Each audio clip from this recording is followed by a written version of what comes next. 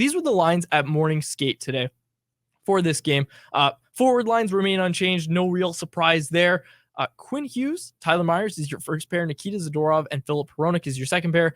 Ian Cole and Noah Juulsen is your third pair. We haven't even talked about it. Carson Soucy out 5 to 6 weeks with what Rick Dhaliwal has reported is a broken knuckle.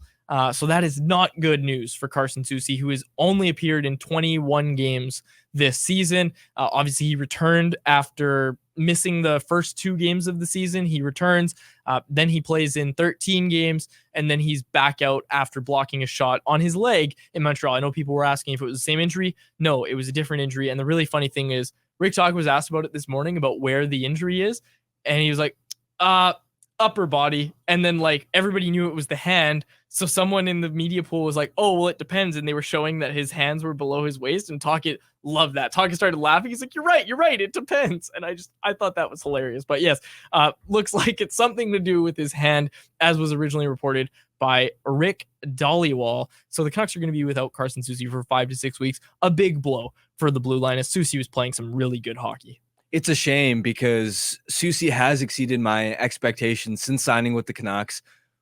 I've been quietly impressed with his composure going back for pucks in the defensive zone, how well he's able to make that quick D-to-D pass, absorb pressure, because that's an area where when I watch a lot of the tape when the Canucks first signed him, and I watched a lot of Seattle's playoff run, Soucy didn't have that same level of composure. It seemed as if his puck skills were pretty limited. And I remember thinking to myself and actually writing it, that if he can get even just 10 to 15% better in those situations, you're talking about a player that I think could be a complimentary top 4 defenseman, complimentary second pair piece. And that's, I believe, what we've seen from him this season, not necessarily in terms of usage, because he's typically been in and around the 17 to 18 minute mark.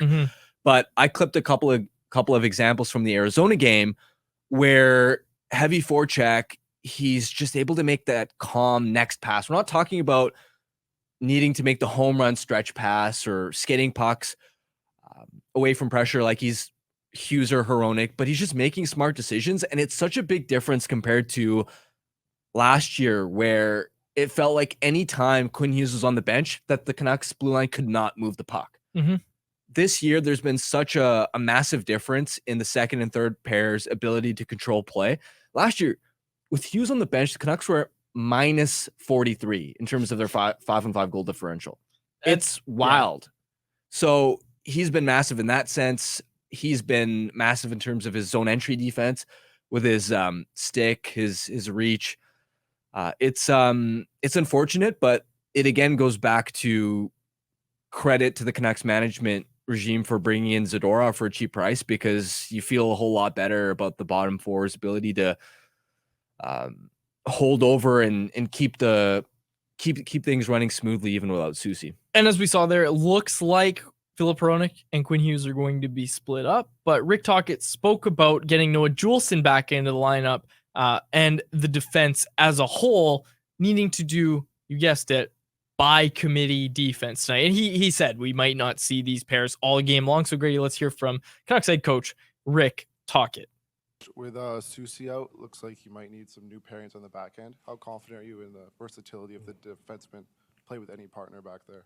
Yeah, that's why we've done it throughout the year, where we've split some guys. Whether Phil plays with Huggy tonight, we're not sure.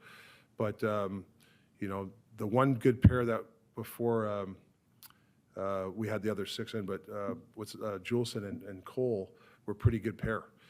And then, Kohler had to go to the right side. I think that's kind of affected his game a little bit. Now he's back on the left side. I think it's going to help Kohler's game. So we'll have a couple of different matchups or different pairs tonight at certain points of the game. So almost like a committee type of thing. That was really funny. It was like he cut me off to jump in and say the committee part. But Ian You're Cole, used to him cutting you off, that's aren't you? right. Ian Cole on the left side. I like that was something that Rick Tocchet highlighted, because we've documented and talked about Ian Cole's kind of slip in play that we've seen recently. But I hadn't looked at it from the perspective of, oh, well, he was on the right side during a lot of those games. And like Tocchet said, Cole and Juulsen, as much as we talked about Cole babysitting earlier in the year, that was a pretty solid third pairing. Super steady, super reliable defensively. you never had to worry about them starting in the defensive zone off a faceoff, for example. And that's honestly a really important litmus test for NHL head coaches is if my third pair is trapped on the ice, even if it's an icing, for example, whether it's by necessity or even by desire that, okay, our first and second pairs are tired. We want to throw the third pair out there. Do we have trust in them with the defensive zone start? You never had to worry about Cole and Juleson in those situations. Plus on the penalty kill, they've typically been really effective together. So yeah, I understand why you potentially want to unite that pair together. And I'm curious about the potential in-game adjustments because we've seen games where the Canucks are, let's say, missing a defenseman and they'll show us certain pairs at morning skate. Mm-hmm. But then through the middle of the game, they'll mix and match, experiment depending on game state. And he talked about situation. that throughout the game. We're going to see different pairings. So it'll be fun when we come back in here tomorrow to talk about each pairing that we end up seeing tonight.